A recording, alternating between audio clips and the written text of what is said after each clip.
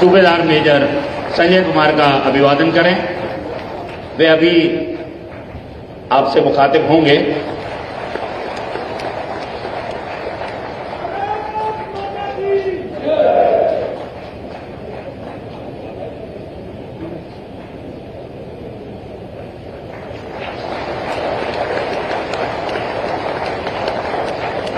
सात अप्रैल 1945 को जन्मे श्री अनूप अशेष हिंदी नवगीत के साथ साथ बघेली बोली में समांतर लेखन के लिए जाने जाते हैं। उनकी 19 पुस्तकें प्रकाशित हुई हैं। उन्हें निराला और विंध्य शिखर सम्मान से सम्मानित किया गया है। उन्हें राणा बेनी माधव बख्श सिंह स्मारक समिति वर्ष 2022 का डॉक्टर शिव बहादुर सिंह भदौरिया साहित्य सम्मान प्रदान कर गौरवान्वित महसूस करती है। मेरा उनसे अनुरोध श्री अशेष जी से कि वे मंच पे आएं और माननीय मुख्य अतिथि से विनम्र आग्रह कि वे उन्हें इस वर्ष का डॉक्टर शिव बहादुर सिंह भदौरिया साहित्य सम्मान प्रदान करें।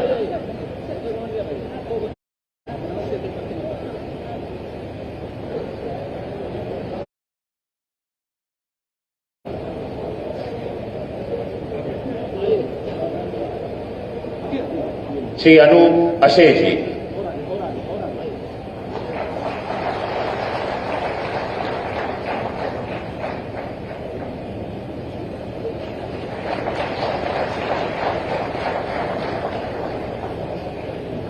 बिहार के पूर्णिया जिले में जन्मे श्री शमशेर सिंह कार्य के प्रति निरपेक्ष निष्ठा के व्यक्ति हैं। पत्रकारिता के क्षेत्र में उनकी एक अलग पहचान है। भारत के माननीय राष्ट्रपति द्वारा आपको प्रतिष्ठित रामनाथ गोयनका अवार्ड प्रदान किया गया है। वर्तमान में आप जी मीडिया के मैनेजिंग एडिटर हैं। राणा बेनी माधव बख्श स्मारक समिति इस वर्ष का दिलीप सिंह स्मृति पत्रकारिता सम्मान आपको प्रदान कर रही है।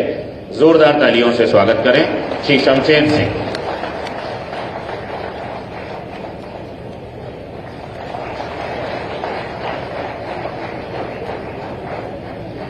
एमटेक की शिक्षा के दौरान प्रतिकूलता को नजदीक से देखने वाले और अपने आसपास के घायल असहाय जानवरों के लिए कार्य शुरू करने वाले हमारे अर्पित धीरे धीरे उन्होंने अपना ये कार्य बड़ा किया। एनिमल एम्बुलेंस की व्यवस्था शुरू की, गौशालाओं में जाकर गोवंश की चिकित्सा आदि का कार्य करा, धाम नामक सहायक सेवा संस्था बनाई। जैकविश संस्था के अर्पित को इस वर्ष का वीरापासी सेवा सम्मान प्रदान किया जाता है। मेरा अनुरोध अर्पित की इन मूक बदर जानवरों के प्रति जो उनका समर्पण है उसके लिए जोरदार तालियों से उसका स्वागत करें।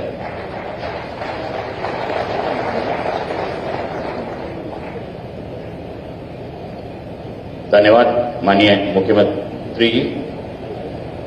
और अब मेरा अनुरोध डॉक्टर अजेंद्र प्रताप सिंह, आरबी सिंह और जय चक्रवर्ती से कि वे आएं और माननीय मुख्य अतिथि के कर कमलों द्वारा इस वर्ष की स्मारिका का विमोचन कराएं।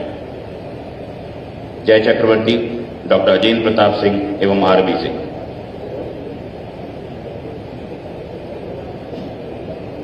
पहले वहां से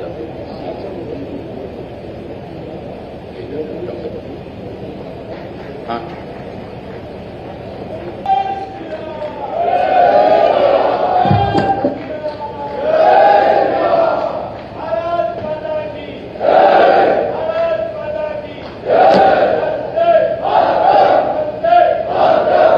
देश के प्रथम स्वातंत्र समर के अमर नायक राणा बेनी माधव बख्श सिंह जी की 218वीं पावन जयंती कार्यक्रम में मंच पर उपस्थित प्रदेश सरकार में मेरे सहयोगी मंत्रीगण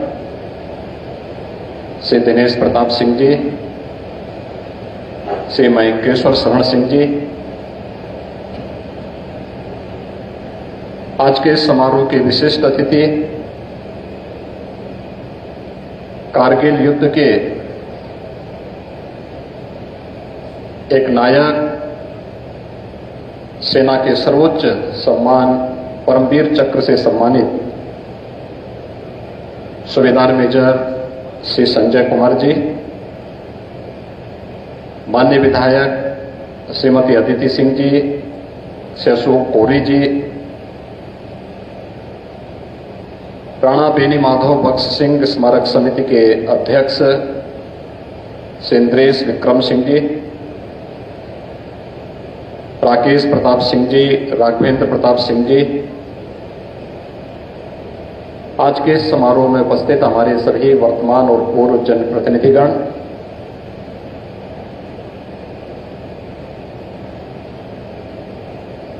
फिरोज गांधी स्मारक कॉलेज से जुड़े हुए प्रबंध समिति के सभी पदाधिकारी, महाविद्यालय के सभी यहाँ के प्राचार्य और अन्य जो भी फैकल्टी मेंबर्स हैं, उपस्थित भाइयों बहनों, मैं देश के प्रथम स्वतंत्र समर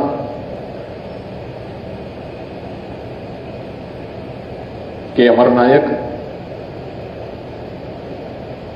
जिन्होंने इस पूरे अवध क्षेत्र को लगभग 1.5 वर्ष तक अंग्रेजों की प्राधीनता से मुक्त करके आजादी का एहसास आजादी से 90 वर्ष पहले ही करा दिया था, ऐसे राणा बेनी माधव वत्स सिंह जी को उनकी 218वीं जयंती के अवसर पर नमन करते हुए उन्हें विनम्र श्रद्धांजलि भी अर्पित करता हूं। मैं इस अवसर पर अभिनंदन करता हूं आज के समारोह की विशिष्ट अतिथि सूबेदार मेजर श्री संजय कुमार जी का, जिन्हें भारतीय सेना ने अपना सर्वोच्च सम्मान परमवीर चक्र से सम्मानित किया है। हम सब जानते हैं, युद्ध काल में अपना सर्वोच्च शौर्य और पराक्रम दिखाने वाले भारतीय सेना के जवानों को यह सम्मान मिलता है, और उसमें भी बिरले ही जो इतना उत्कृष्टतम प्रदर्शन करते हैं। कारगिल युद्ध इस देश पर पाकिस्तान के द्वारा 1999 में थोपा गया था। भारतीय सेना के लिए विषम परिस्थिति थी, लेकिन उन विषम चुनौतीपूर्ण परिस्थितियों का सामना करते हुए भी हमारे सैनिकों ने जिस अदम्य साहस, पराक्रम और शौर्य का परिचय दिया, उसकी परिणति थी कि 26 जुलाई 1999 को भारतीय सेना ने ऑपरेशन पराक्रम के माध्यम से विजयश्री प्राप्त की और भारत विजयी हुआ था। पाकिस्तान एक बार फिर मुंह की खाने के लिए मजबूर हुआ था। आज यहां पर सूबेदार मेजर संजय कुमार जी इस कार्यक्रम में उपस्थित हुए हैं। मैं उनका हृदय से अभिनंदन करता हूं और मुझे विश्वास है कि उनका शौर्य और पराक्रम हमारी वर्तमान पीढ़ी उससे अवश्य प्रेरणा प्राप्त करेगी। यहां पर स्मारक समिति ने अन्य महानुभावों को भी सम्मानित किया है, जिन्होंने जीवन के अलग अलग क्षेत्र में कार्य किया है। कोई साहित्य के क्षेत्र में, कोई सेवा के क्षेत्र में, कोई तकनीक के क्षेत्र में। उन सभी महानुभावों का भी मैं इस अवसर पर हृदय से बधाई देता हूं और विश्वास करता हूं कि उनकी जो प्रतिभा है, उस प्रतिभा से अनेक वर्तमान हमारी पीढ़ी प्रेरणा प्राप्त करेगी। भाइयों बहनों, हम सब जानते हैं कि देश अपनी सदियों की गुलामी के दौरान कभी चैन से नहीं बैठा। देश के अलग अलग भूभाग में आजादी के लिए एक छटपटाहट देखने को मिलती थी, लेकिन संगठित लड़ाई नहीं हो पाती थी। हम सब मिलकर के, पूरा पश्चिम, उत्तर, दक्षिण, सभी मिलकर के एक साथ विदेशी हुकूमत को भारत से उखाड़ फेंकें, यह अवसर बहुत कम देखने को मिलता था, नहीं हो पाता था। और उसकी शुरुआत हुई थी 1857 में। यद्यपि देश हर समय लड़ता रहा। पृथ्वीराज चौहान का जो संग्राम था वह उसी विदेशी हुकूमत के खिलाफ था। महाराणा प्रताप हो, छत्रपति शिवाजी महाराज हो, गुरु गोविंद सिंह जी महाराज हो, ये उसी विदेशी हुकूमत की जड़ों को उखाड़ने के लिए ही वह युद्ध था। और वह निर्णायक स्थिति हम सबके सामने आई थी 1857 को, जब एक साथ पूरे देश के अंदर अलग अलग स्थानों पर, कहीं मंगल पांडे के द्वारा इसकी शुरुआत बली बैरकपुर से प्रारंभ की गई हो, लेकिन उत्तर प्रदेश 1857 के प्रथम स्वातंत्र समर की भूमि बनी। उत्तर प्रदेश से ही इसकी शुरुआत होती है। कहीं धन सिंह कोतवाल के नेतृत्व में मेरठ में दिल्ली चलो का आह्वान करते हुए उस समय के विभिन्न प्रकार से उस पूरे उसका प्रथम स्वातंत्र समर को, आंदोलन को नेतृत्व दिया जा रहा है। कहीं बलिया ने तो 1942 में अपने आप को स्वतंत्र घोषित कर दिया था। उसी प्रकार से झांसी की रानी लक्ष्मीबाई 1857 में इस लड़ाई को लेकर के जहां झांसी में इसको नेतृत्व दे रही थी, तो कानपुर बिठौर से त्यात्या टोपे के नेतृत्व में प्रथम स्वातंत्र समर आगे बढ़ता हुआ दिखाई दे रहा था। अलग अलग क्षेत्रों में, और अवध क्षेत्र में जिस अमर नायक ने इस प्रथम स्वातंत्र समर को नेतृत्व दिया था, वह नाम था राणा बेनी माधव बख्श सिंह जी का, जिन्होंने 1.5 वर्ष तक इस पूरे क्षेत्र को अंग्रेजों की दास्ता से मुक्त करके उस कालखंड में आजादी का एहसास आजादी के 90 वर्ष पहले ही इस क्षेत्र के नागरिकों के अंदर करवा दिया था। और इस अवसर पर जब हम राणा बेनी माधव बख्श सिंह जी को स्मरण कर रहे हैं, तो उनके अमर सेनानी वीरा पासी को कौन विस्मृत कर सकता है। वीरा पासी ने भी उनके साथ मिलकर के इस पूरे आंदोलन को एक रूप दिया। हजारों सैनिक शहीद हुए, लेकिन उन्होंने कहीं भी आजादी के लिए आजादी से कम कुछ भी स्वीकार नहीं, इसको लेकर के वे निरंतर लड़ते रहे, निरंतर कार्य करते रहे। 1857 में प्रथम स्वातंत्र समर से जो आजादी की चिंगारी फूटी थी, वह निरंतर चलती रही। 1922 में गोरखपुर के चौरी चौरा में, 1925 के लखनऊ के काकोरी में, और ऐसे अनगिनत स्थानों पर 1947 के पहले उत्तर प्रदेश के अंदर भी, देश के अंदर भी, देश की आजादी के लिए आम जनमानस का, स्थानीय नेतृत्व और देश के नेतृत्व के एक आजादी की ये लड़ाई निरंतर जारी रही। और उसी की परिणति थी कि अंततः 15 अगस्त 1947 को देश को स्वाधीनता प्राप्त होती है। आज जब हम यहां पर 218वीं जयंती पर आए हैं राणा बेनी माधव बख्श सिंह जी के, ये हमारा सौभाग्य है कि हम सब देश की आजादी के अमृत महोत्सव कार्यक्रम की साक्षी बने हैं। आपने देखा होगा जब प्रधानमंत्री जी ने लाल किले की प्राचीर से 15 अगस्त 2022 को पूरे देश के प्रति अपना संबोधन दिया, उसमें उन्होंने देश के नागरिकों को कुछ संकल्पों के साथ जोड़ने के लिए भी आगामी कुछ कार्य योजना उनके सामने प्रस्तुत की। आजादी हमें मिली, ये सच है। अनगिनत त्याग और बलिदान से, शौर्य और पराक्रम से आजादी मिली, ये भी सच है। आजादी के बाद इन 75 वर्षों में हमारे वीर सैनिकों ने भारत की आजादी को अक्षुण्य बनाए रखने के लिए अपना सर्वोच्च त्याग और बलिदान दिया है, जिनमें से एक सैनिक यहां पर आज परमवीर चक्र विजेता के रूप में श्री संजय कुमार जी हमारे सामने ही बैठे हुए हैं। लेकिन क्या इतने भर से कोई देश अपनी एक लंबी यात्रा के लिए तैयार माना जा सकता है? दुनिया की वर्तमान प्रतिस्पर्धा के साथ अगर हमें अपने आप को जोड़ना है, तो तो हम सबको आज के साथ दुनिया की इस प्रतिस्पर्धा के साथ अपने आप को खड़ा करना होगा। ये केवल सरकारें नहीं कर सकती, सरकार नेतृत्व दे सकती है, सरकार कार्य योजना बना सकती है। समाज का हर एक तबका जब अपने अपने क्षेत्र में अपनी अपनी जिम्मेदारियों का निर्वहन करने लग जाएगा, तब हम उस लक्ष्य को लेकर के आगे बढ़ सकते हैं और उसे प्राप्त करने में फिर हमें कोई कठिनाई नहीं होगी। और इसीलिए प्रधानमंत्री जी ने देश को आजादी के शताब्दी महोत्सव की तैयारी के लिए अभी से जुटने के लिए आह्वान किया है। कैसा भारत चाहिए हमें?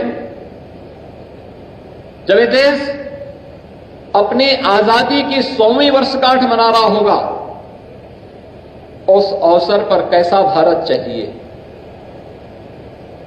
एक सशक्त और समर्थ भारत,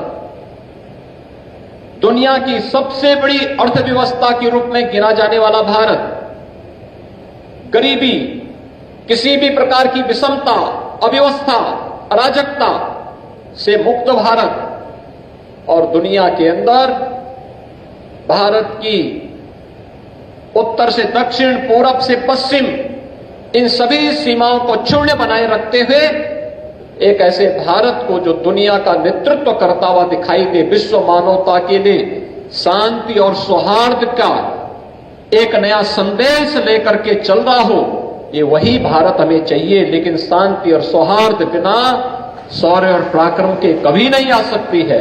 ये हर भारतवासी को सोचना पड़ेगा और इस दिशा से हम सबको उसकी तैयारी के लिए अपने आप को लगना पड़ेगा। ये मेरा सौभाग्य है कि मुझे 2 वर्ष पहले भी इस कार्यक्रम में भागीदार बनने का अवसर प्राप्त हुआ था और उस समय भी मैं इन कार्यक्रमों के साथ जुटा था। लेकिन विगत 2-2.5 वर्ष आप सबने देखे हैं किस प्रकार के संक्रमण काल के दौर से पूरा देश और पूरी दुनिया और पूरी मानवता गुजरी है। इस सदी की सबसे बड़ी महामारी कोरोना ने कैसे मानवता के सामने संकट खड़ा किया। दुनिया के अंदर लाखों लोग इस बीमारी से काल कलवित हुए, लेकिन तब भी बिना रुके, बिना टिके प्रधानमंत्री मोदी जी के नेतृत्व में भारत की यात्रा अनवरत रूप से आगे बढ़ रही है। इस अनवरत यात्रा में आपने देखा होगा कि सरकार ने तकनीक का बेहतरीन उपयोग करते हुए आम जन तक अपनी संवेदनाओं को पहुंचाने का काम किया। अक्सर होता है जब हम तकनीक के जितने नजदीक होते हैं उतने ही तकनीक हमें संवेदनहीन भी बना देती है। लेकिन कोरोना कालखंड में तकनीक के साथ साथ सरकार की संवेदना जब दवा के रूप में, ट्रीटमेंट के रूप में, टेस्ट के रूप में, ट्रेस के रूप में और राशन के रूप में प्रत्येक गरीब तक पहुंचा है, तो स्वाभाविक रूप से भारत कोविड प्रबंधन का बेहतरीन केंद्र के रूप में दुनिया के सामने प्रस्तुत हुआ है। ये चीजें हमें दिखाती है तकनीक भले ही कितनी भी इंप्रूव हो जाए, कितनी भी बेहतरीन हो जाए, वह समाज की आवश्यकता है। लेकिन हम तकनीक के पीछे पड़ करके अपनी संवेदनाओं को न खो दें, यह भी आज की सबसे बड़ी आवश्यकता है। और उस संवेदना के साथ जोड़ते हुए किन कारणों से देश गुलाम हुआ था उस पर मंथन करते हुए आज कार्य किए जाने की आवश्यकता है। आज हम इस सभागार में हैं, यह एक महाविद्यालय है और मैं प्रदेश भर के सभी कॉलेजेस से कहूंगा केवल डिग्री बांट देना हमारा काम नहीं। कोरोना कालखंड में प्रधानमंत्री जी ने देश को एक राष्ट्रीय शिक्षा नीति दी है। राष्ट्रीय शिक्षा नीति हमारे युवाओं को आगे बढ़ने का एक बेहतरीन मंच प्रदान कर रहा है। लेकिन हमारी सबसे बड़ी समस्या क्या हो गई? हम लोगों ने शोध को आगे बढ़ाने में हमेशा गुरेज रखा है। हम केवल अपने को डिग्री बांटने तक सीमित कर दिए हैं। आजादी के अमृत महोत्सव के इस कार्यक्रम के दौरान हम लोगों की जिम्मेदारी बनती थी कि स्थानीय स्तर पर हम लोग उन सभी ज्ञात अज्ञात सेनानियों को ढूंढें जिन्होंने आजादी की इस लड़ाई में योगदान किया। मैं देख रहा था यहां पर कि राणा बेनी माधव बख्श सिंह जी को हम याद करते हैं, उनका स्मरण करते हैं। बीरा पासी को हम स्मरण करते हैं, वे उनके अमर सेनानी थे। लेकिन हजारों लोग जो शहीद हुए थे, हजारों सैनिक जो शहीद हुए थे प्रथम स्वतंत्र समर में अवध क्षेत्र में, उनके नाम क्यों गायब हो गए? क्या ये शोध का विषय हमारे लिए नहीं बनना चाहिए? क्या हमने गांव गांव में जाकर के, स्थानीय स्तर पर जाकर के, क्या कभी इन सभी बातों को वहां पर जानने का अवसर प्राप्त किया? बहुत सारी जगहों में, लोक गाथाओं में, लोक गीतों में, लोक परंपराओं में, कथा में, वहां की परंपरा में, वहां की बोलचाल की भाषा में, ये सब कुछ प्राप्त होता है, सब कुछ मिलता है, लेकिन उसको संकलन करने का दायित्व किसका?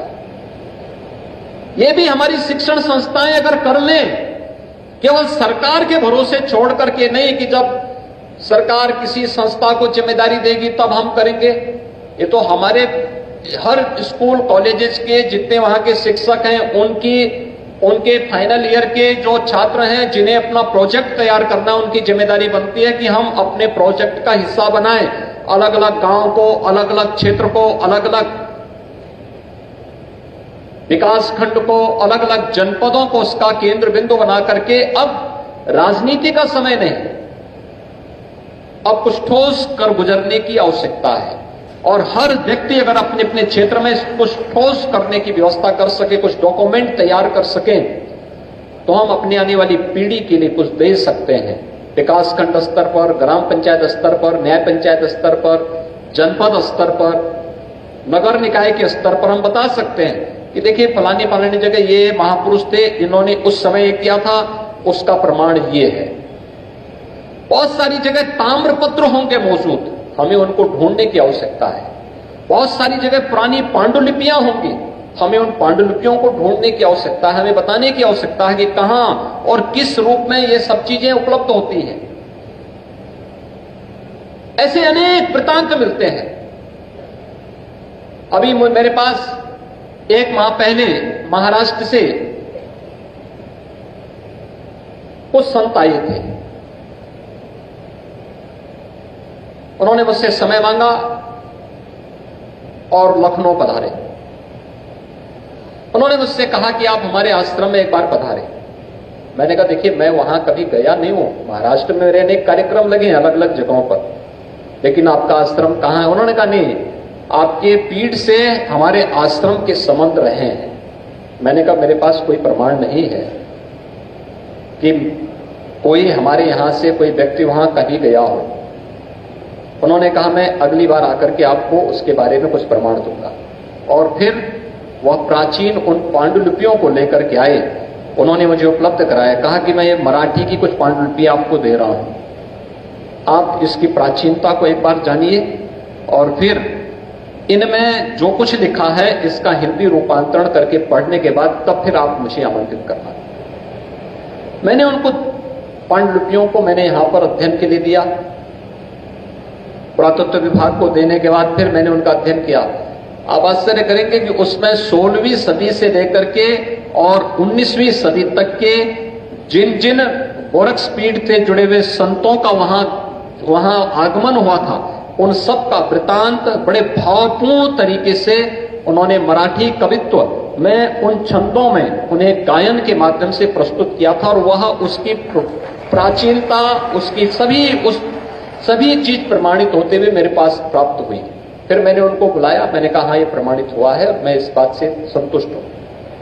अगर एक संत इस प्रकार का कार्य वहां पर कर सकता है, क्या हमारे स्कूल कॉलेजेस नहीं कर सकते? हमारे विश्वविद्यालय नहीं कर सकते?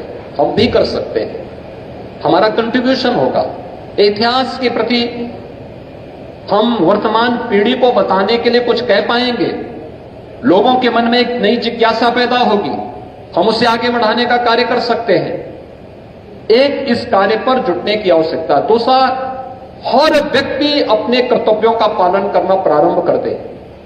कोई कारण नहीं कि जब ये देश अपनी आजादी की शताब्दी वर्ष मना रहा होगा उस समय भारत दुनिया की सबसे बड़ी ताकत न हो। कोई ताकत भारत को आगे बढ़ने से रोक नहीं सकती।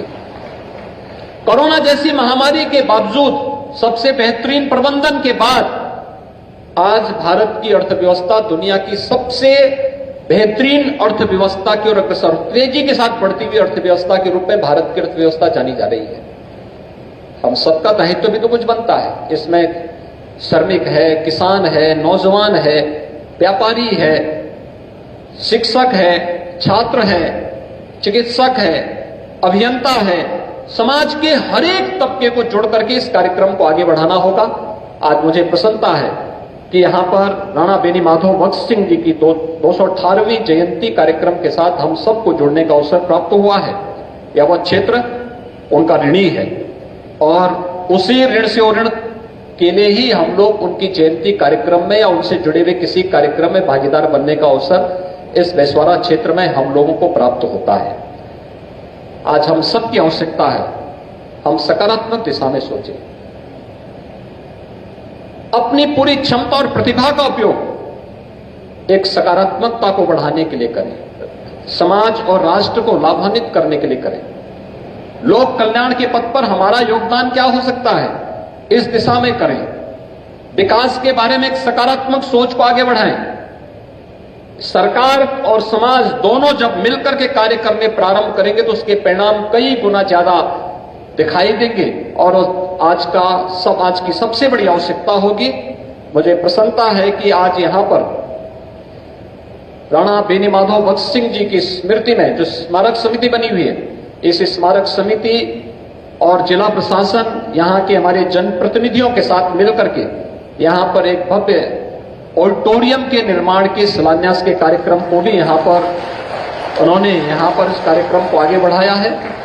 मेरा विश्वास है कि रायबरेली के विकास को आगे बढ़ाते हुए हम लोग तेजी के साथ इन कार्यक्रमों को आगे बढ़ाने में सफल होंगे।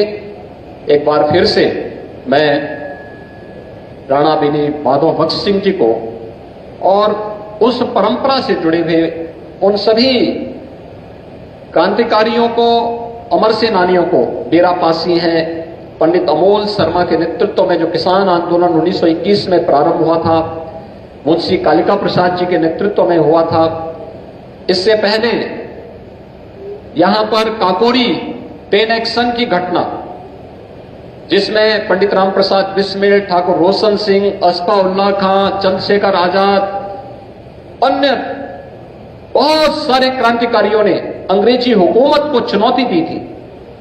ये लड़ाई कभी थमी नहीं, ये निरंतर चलती रही और जिसकी परिणति थी कि अंततः 15 अगस्त 1947 को भारत स्वतंत्र हुआ और स्वतंत्रता के इस एहसास में हमें 75वीं आजादी के 75 वर्ष पूरे होने पर 76वीं वर्षगांठ पर हम लोगों को इस पूरे कार्यक्रम में हर्षोल्लास के साथ, उत्साह और उमंग के साथ शामिल होने का अवसर प्राप्त हुआ। हम आगामी अमृतकाल की इस कार्य योजना के साथ अपने आप को जोड़ेंगे इस विश्वास के साथ। मैं एक बार फिर से सूबेदार मेजर संजय कुमार जी का और आज यहां पर इस स्मारक समिति ने जिन महानुभावों को सम्मानित किया है, इन सभी का हृदय से मैं बधाई देता हूं, उनका अभिनंदन करता हूं। आप सबके प्रति अपनी शुभकामनाएं देते हुए